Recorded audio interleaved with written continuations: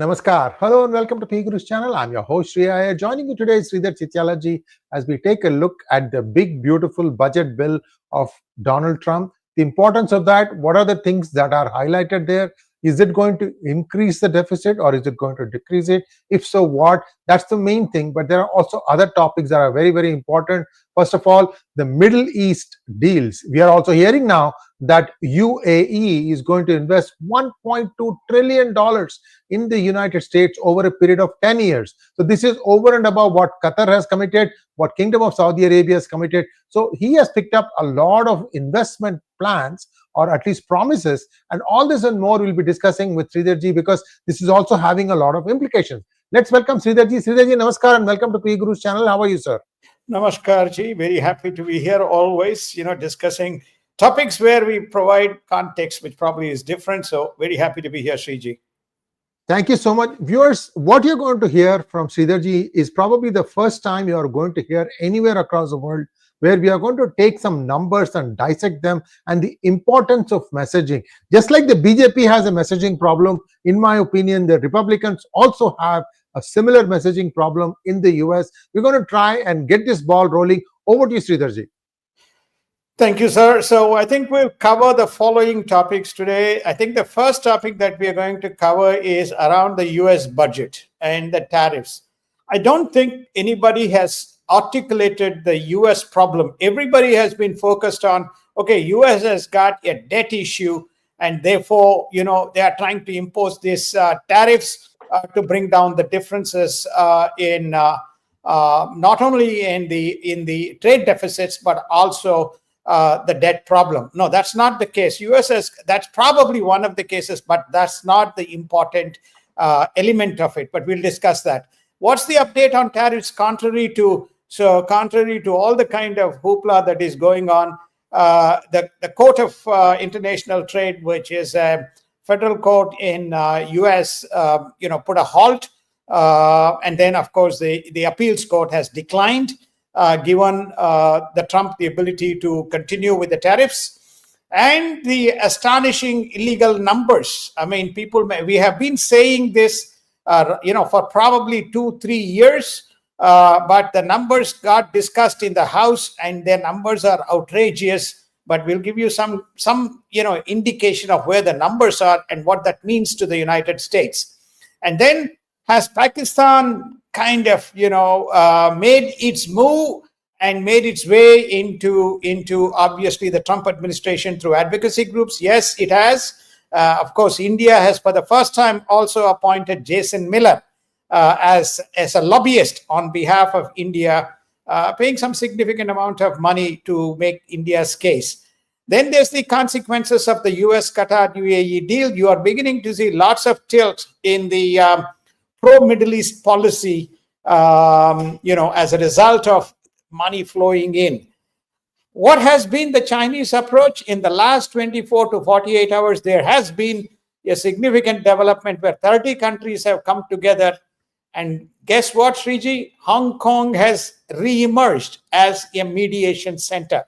So we'll touch on that as well as briefly. Okay, so let's start with the budget. Let's go to the budget, the next slide. Yes. What we are presenting to you is the 2024 budget we just finished, but it's important to look at this budget, and it's also, we'll give you the highlights of the 2025 big, beautiful budget. When you look at the left-hand side, which is in white, it shows a receipt or revenue of $4.9 trillion, and then it shows expenses of $6.75 trillion and a deficit of 1.83. That means every year, even if United States reduces, let's say $1 trillion on the deficit between revenue and expenses, the budget, the deficit or the loan, the debt is going to grow. The debt today is around $37 trillion. This is the biggest problem that the United States faces. Why? But you go down to the third line item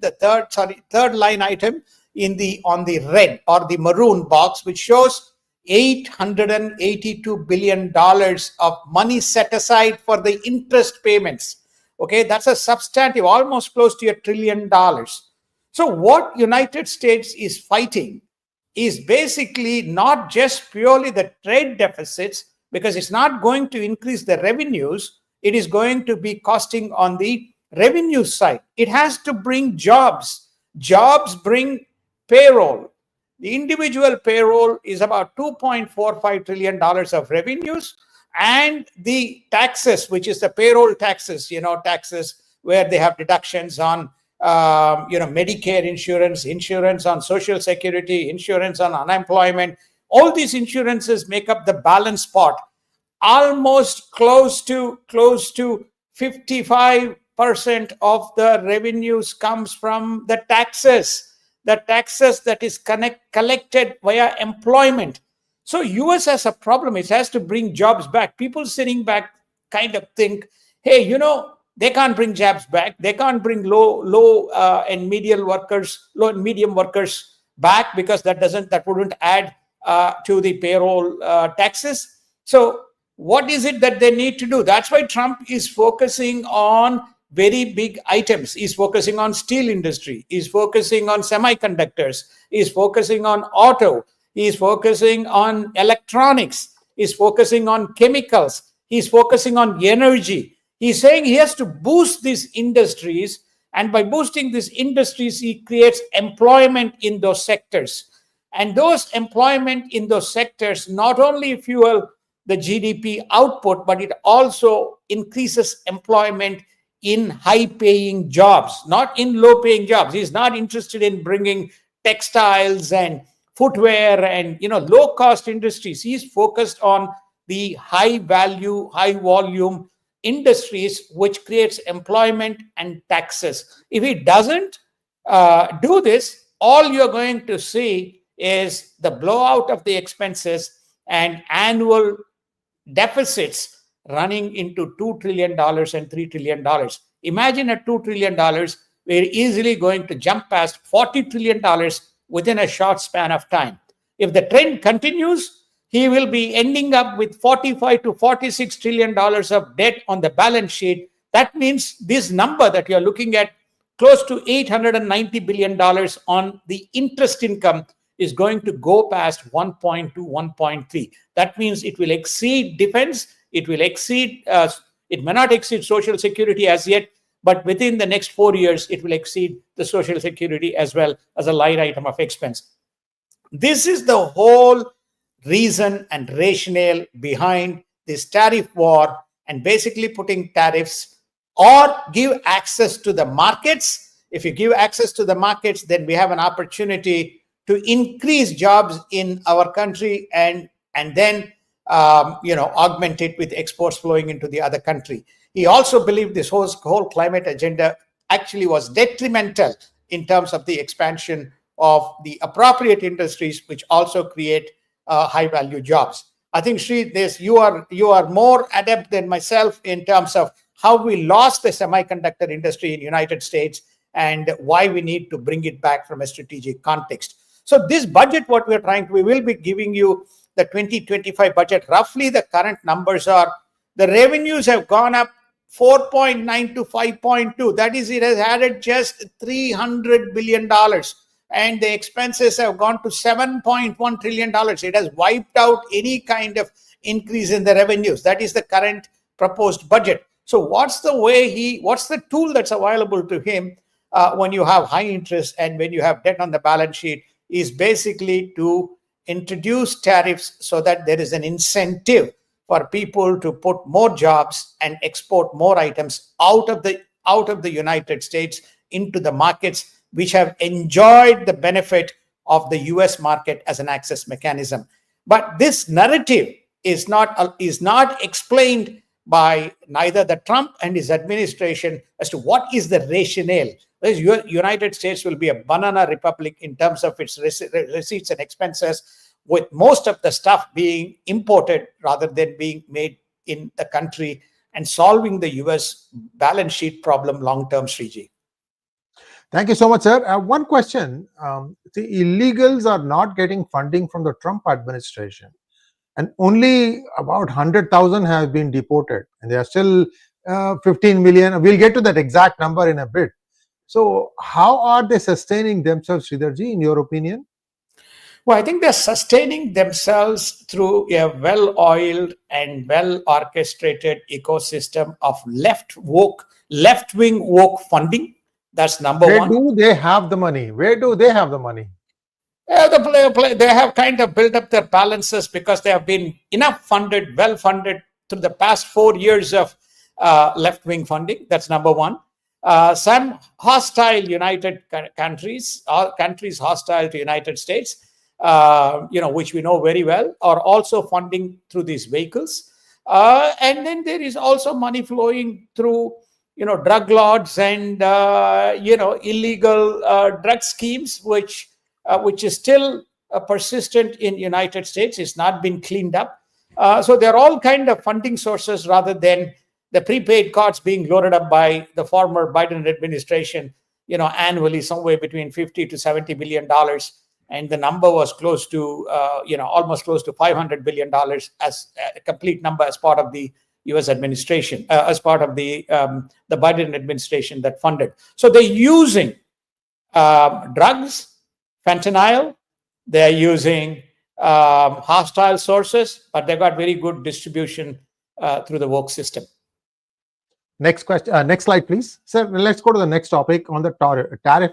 Sir, in the tariffs, US and China were supposed to have been very close to signing it last weekend. Then everything has fallen apart. My question is, was fentanyl even discussed?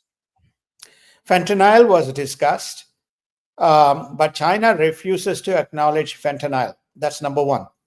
Number two, since you have raised this question, we'll answer this question. China has been stealthily working behind the scenes, and which President Trump got wind of, which is they are creating their own independent mediation council. It's called as IOMED. It's just been announced in the last 48 hours. 30 countries have joined the IOMED, which is going to be headquartered in Hong Kong. And they will use this as a mechanism to deal with friendly countries in terms of how to settle their differences on the trade. You would not be surprised. One of the first countries to sign the deal was Pakistan, right? So you have Malaysia, you have Indonesia, you have Pakistan, you have you have Cuba, you have Cambodia, you have Laos, the usual culprits, as we call it. These are the countries, left-wing communist countries, which have become part of IMF. Suddenly, from a symbolic point of view, Hong Kong, not Shanghai, not Shenzhen, not Guangzhou, but it is Hong Kong, which has emerged as a center where they will use this mechanism for this. It's just to tell the United States that, hey, we are forming an alternate body. So they've called it, it's not Global South, it's not Global North, it's not Global East, but it is for all of these bodies to give a kind of what you call thumbs down to India, because India has been at Global South. To some extent, US and Europe has been also supporting the Global South agenda. This is the latest salvo that has been fired by the Chinese, Sriji. So therefore, you have the Chinese now raising.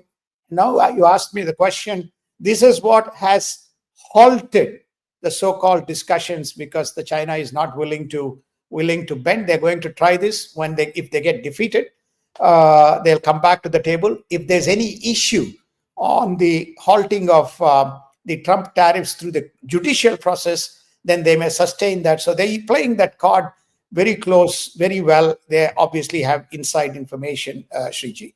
And can you expand it, sir? IOMEC? Can you expand it? No, it's IOMED, International Organization for Mediation. Oh, I see. IOMED. Okay, got it. Yeah, got it. IOMED. So International IOMED, International Organization for Mediation.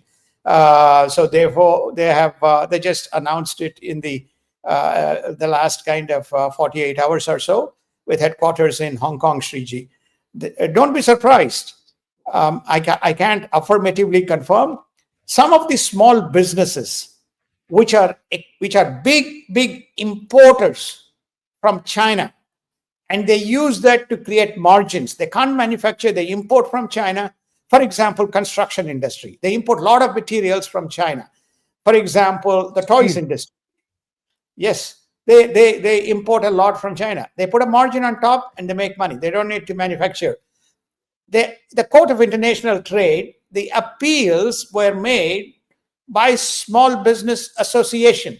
Usually, SME sector is the backbone of Trump, the Republican Party, because they provide a lot of incentives to SME. If we go back, so that's one of the organizations which was behind what you call against the tariffs, for which there was a stay issued on the tariffs, and which was quickly rejected by the appeals court. And what it said is, give me your answers by June 5 to the Appeals court. Appeals to the court.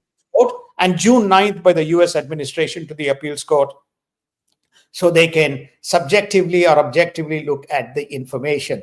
The basic premise is that there's a 1977 act which gives the US president a broad, sweeping set of powers, especially when to enforce national emergency on tariffs and other areas which defends the US interests. I think he has used that mechanism in terms of this tariffs agenda. But as I say, the Republicans have done a very poor job of articulating what exactly is the problem, why in the medium to long term, forget the short term, medium to long term, this is going to put US economy in an abyss in terms of creating high value jobs.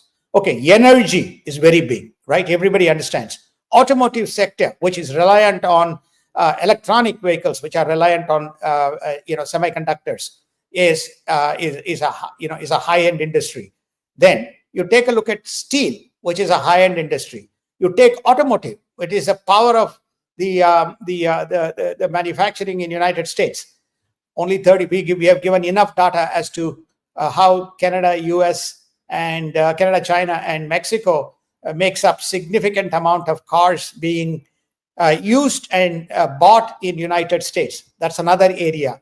And how we have not done any work in the refining and the energy industry.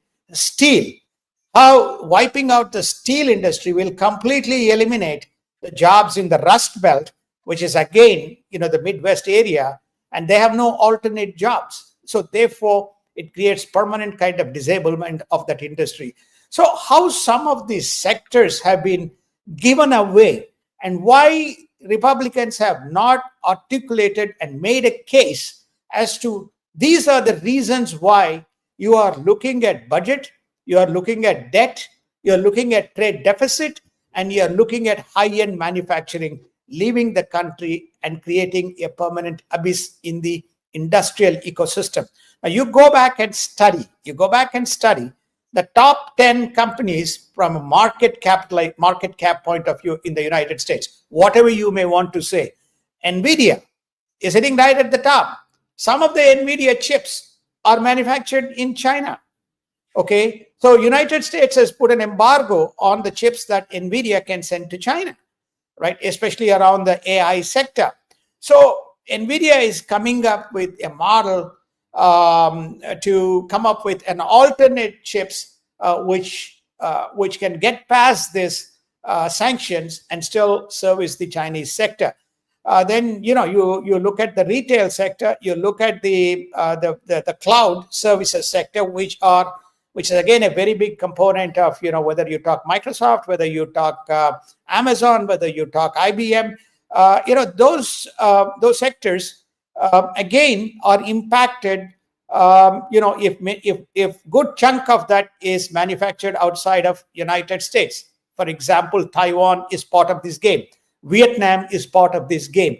Both those countries, Taiwan and Vietnam, have come forward and basically indicated they are willing to work with the United States in terms of the tariffs and work towards the mutually beneficial or a win-win kind of a situation.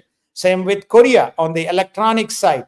On the chemicals, they would be going after Vietnam as well as China and looking at alternate markets. So this is the game theory behind the whole tariffs agenda, Sriji, the tariffs as a direct consequence in terms of future potential of United States as a sector, as an industrial sector for manufacturing high-end items, which are going to be the future of the world.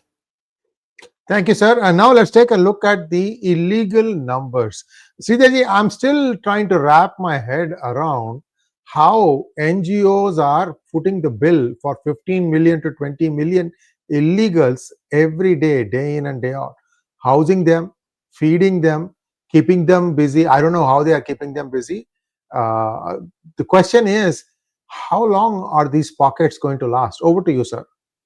Well, first and foremost, there was a House presentation by Department of Home and Health Secretary Kristi Noem. She put the cat amongst the pigeons, or she put the pigeons, and she said the number is the number of illegals. I repeat, the number of illegals in the United States is 20 to 21 million.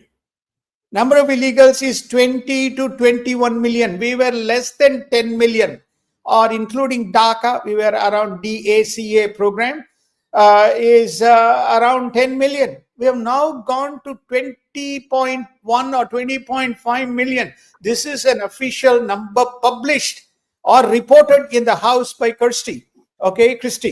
And others stepped in and said the numbers could be as high as 30 to 50 because there were several border crossings and that data is not captured. That's number one. Number two, several were shipped in who escaped from the ICE detention centers, and those detention centers were left open. Again, those numbers are not captured. So they have given some wild numbers, which goes up to 50 million, including JD Vance has given a number which is around 30 million. Forget all that. Let us take the lowest case, 20.1 or 20.5 million. That means Biden added 10 million illegals during his 4-year tenure. Now, I know there's a lot of Indians with H1B visas and so on. Do you know how many years it will take to generate 10 million H1B visas? We get about 45 to 50,000 visas annually sanctioned. 10 million people. Are these 20 years? 20 years, Sriji?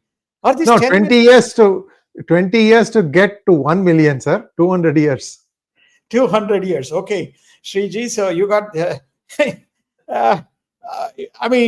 that number. We have been saying we have given a number in P Gurus somewhere around between 6 and 7 million, 6.3 to 7 million in the.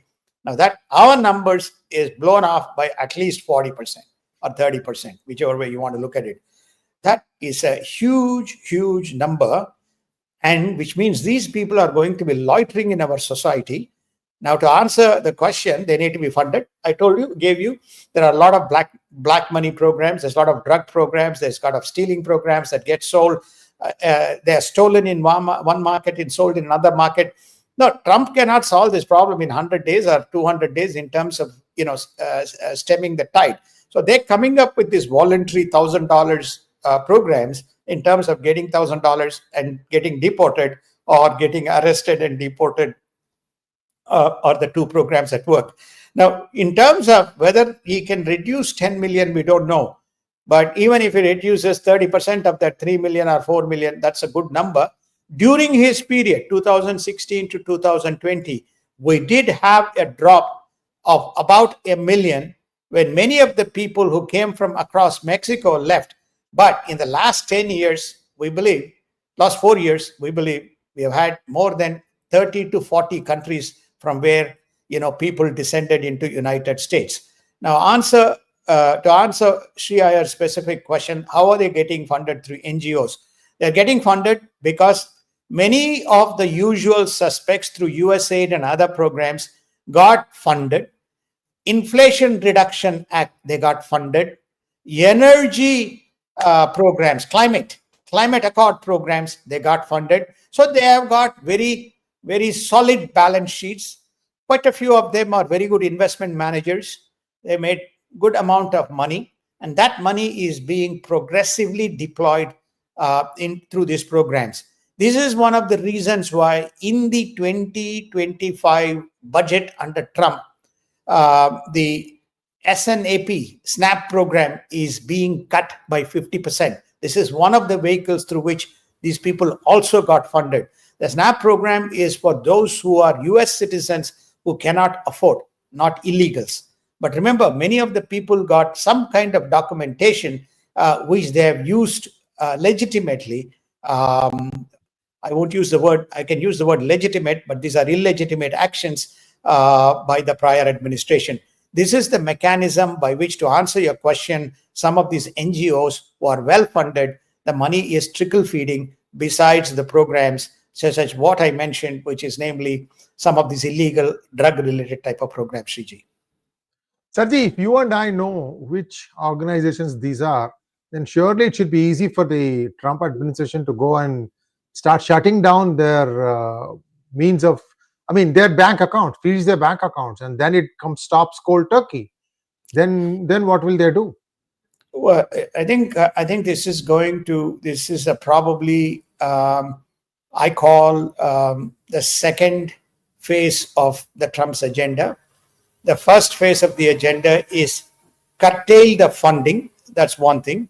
The second phase of the agenda is go after those programs which have go after the people and the bank accounts which are still funding these programs. I think that's the second part of the agenda.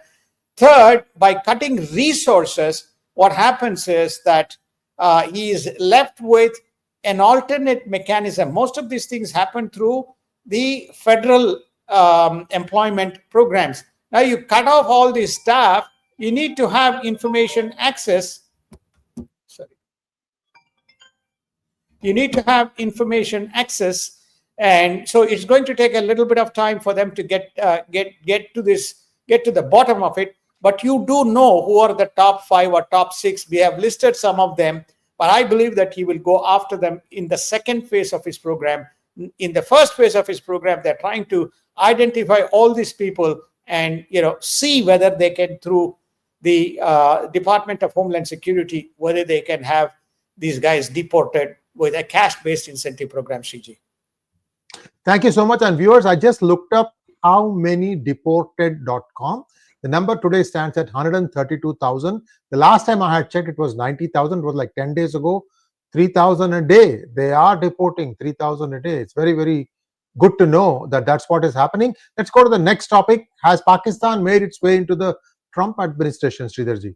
Yes, I think that the Pakistan has hired a bunch of people, including Mr. Keith Schiller, who was the former bodyguard of President Trump, was close to him, and I think they're paying him some healthy monthly retainer. And the whole objective is to put Pakistan, to canvas, to advocate Pakistan suffering from tremendous amount of travails, and not to curtail economic aid and economic cooperation program, because Pakistan is a great economy. So this is what, and to some extent, he's getting funding. There's some funding going from the Trump administration into Pakistan. And some of the revival and reform programs that you're seeing in terms of the resurrection of the terrorist agenda or the so-called terrorist camps which got butchered or razed down by India are beginning to see some funding flowing through, Sriji. As far as India, there should be some element of surprise, but they have also appointed Jason Miller, who writes who writes for Trump in a number of kind of media channels. He has been appointed to make India's case with Trump, because without advocacy groups, nothing works. So both India and Pakistan, the two countries which were at loggerheads, are making their way, and they're using the success of the advocacy groups, Sriji. Thank you, sir. We'll be watching that closely. Let's go to the next topic. What are the consequences of the United States, Qatar, Saudi Arabia, UAE deal? Each one is close to $1 billion investment in the United States spread over a period of time. What are they expecting in return from the United States, Sridharji? Oh, each of them is $1 trillion, Sriji. And then, the deal struck between Saudi Arabia and UAE in terms of high-end defense equipment between them together is another $1 trillion. What are their expectations, Sriji? Their expectations are a friendly Middle East policy, access to footprint in United States in terms of capitalization of some of the industries, to participate. Qatar specifically wants to participate in the gas, especially in the Alaskan region. Then Saudi wants to protect its interest in the shale. They need to maintain price parity, so they need to have a friendly U.S. administration at the helm.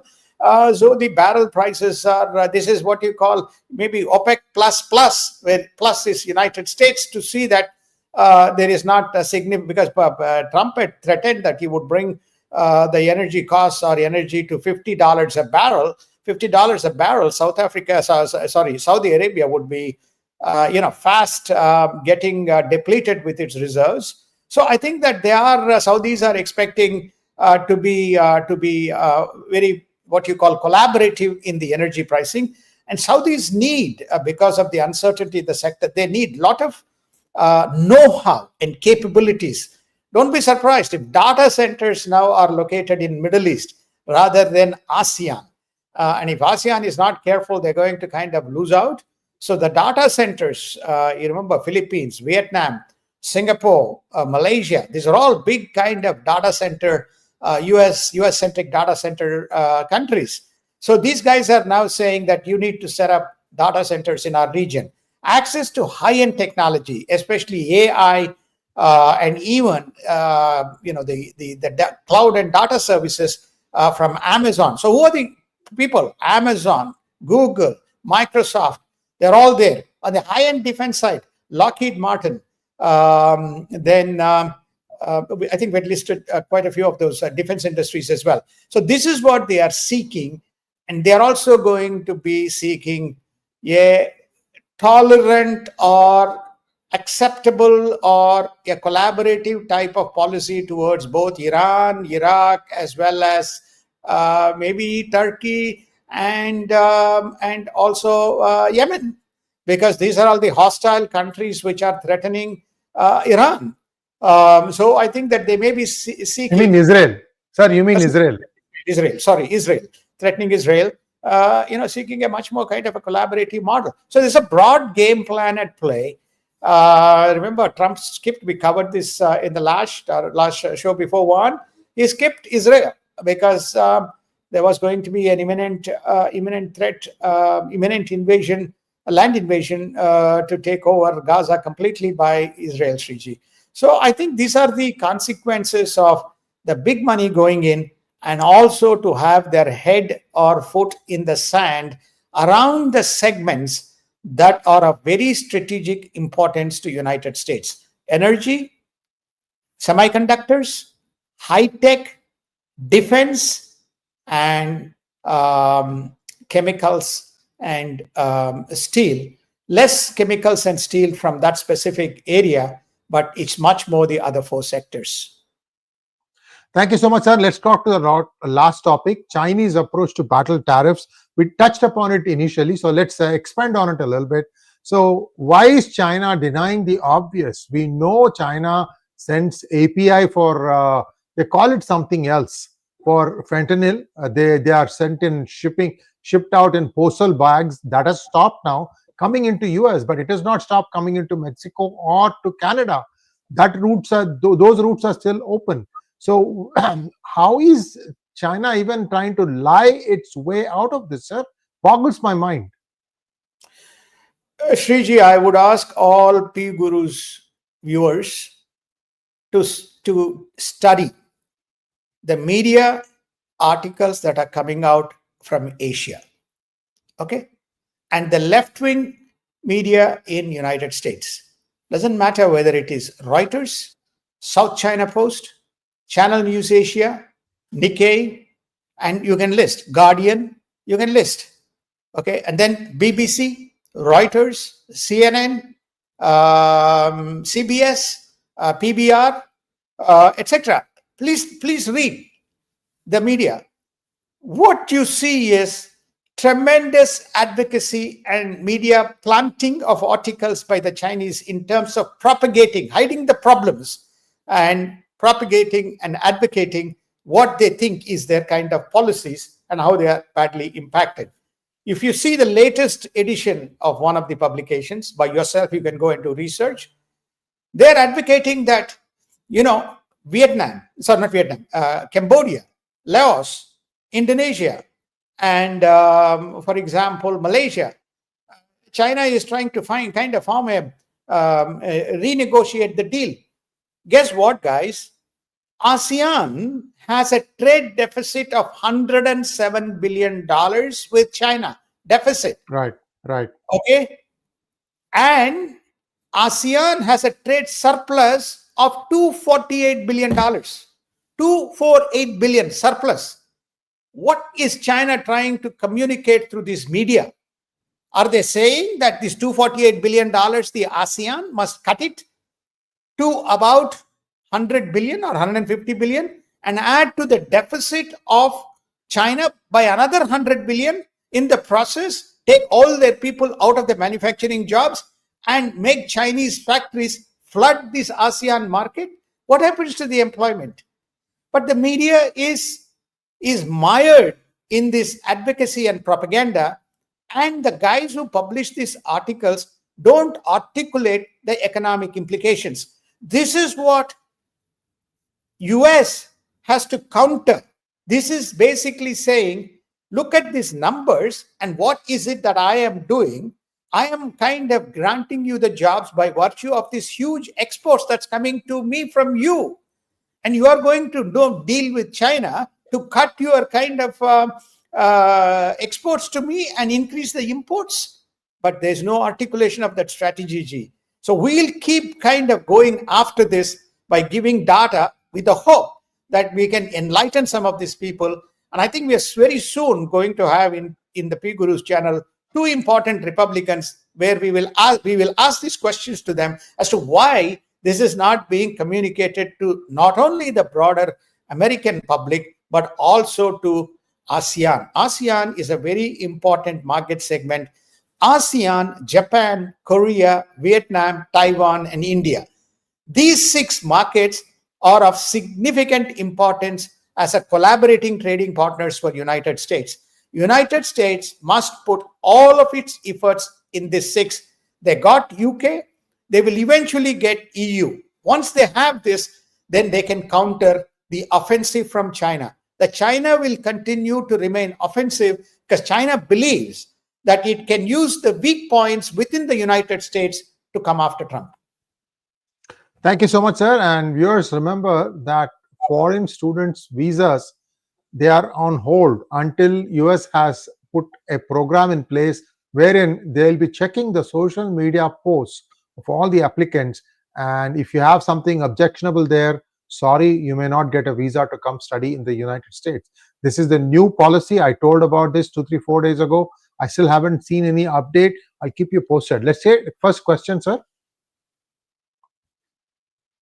Vasu Iyengar wants to know, please comment on the crypto deal with Pakistan. Will this aid in funding Pakistan terrorist activity? See, the structure of this crypto, which has been advocated, how much of it is reality and how much of it is, how much of it has got substantive truth, we don't know. There has been extensive, to me, all of this crypto activity is mired in lot of misinformation and inaccurate data. Okay, there is no data available on this, limited data available on this. So I know that there has been a tie-up which is to say, Trump is pro-crypto. Trump himself has got a crypto floated. So there's a lot of, this can be leveraged whichever way you want, but I just don't know as yet. The details are still sketchy in terms of the level of entanglement between Trump relatives or Trump people and Pakistan in this crypto agenda. Next one, please. Maithili wants to know, what is the quid pro quo for all the investments from Middle East country? I think we answered this question. Let's move on. In detail. We have answered in detail. Vinay wants to know, I'm an engineering student here in US from India. Is it a good decision for me to live here long term, considering the fiscal health of the economy, as I'm interested in living here long term? Let me give you my answer. I think Sri is also, can chip in from his point of view. He's right at the heart of the Silicon Valley, which is what all activities. For example, the need for engineering talent is real. At least in the next 4 years, you are going to find a lot of high-end jobs in the engineering and high-tech sector. Beyond the next 4 years, depending on who comes in, you be judgmental in terms of the opportunities that arise beyond the 4 year horizon. But right now, as you look at next 4 years plus, you're going to see a significant amount of opportunities once this tariff headwind gets away. Because we also covered in the last show some of the losses in the IT sector as a result of the AI technologies and the tariff factors and market imbalances. But if I have to give a macro view, next 4 years is a window for you to assess what the opportunities are and which sectors kind of going to open up. Clearly, energy sector is one of them. Semiconductor is one of them because we see that coming in. And the third sector is going to be the AI sector. So therefore, judge and then make a decision. I would agree with what you said, sir. You have to wait for some time, let the dust settle first. Let's go to the next question. Anand Vasudevan wants to know, is India under the risk of financial manipulation as RBI and Indian banks still use LIBOR? No, I don't believe so. I think that the RBI is well run and well orchestrated kind of a sector. So I think that the LIBOR itself is going through a little bit of India for whatever reasons still owes his allegiance to the old colonial empire. So they prefer to deal on some of these matters with London. So my view is that India is very well. Indian central bank is very well. To the interbank market is concerned, they are very well organized, and I don't believe there's any risk emanating from there. Anand Vasudevan wants to know, will India be able to come out with minimal or no bruises in the tariff war? The answer is yes. India is a very strong and very good negotiator. They've got their game plan organized. There's a significant amount of footprint of the U.S. industries. I think India will come out. India will compromise, especially on the agro sector. They will compromise, but they will demand, especially on the defense and high-end electronics. What they are going to do with chemicals, I don't know, because right now they are reliant very heavily on China for their API. Last question. Bobby Epen wants to know, data centers in the warmest part of the planet, don't you want to set up in cooler climates? This is about data centers in Middle East. Well, ASEAN is not the coolest place in the world. Okay, so therefore, we are talking about a lot of data centers, including onshore data centers being set up in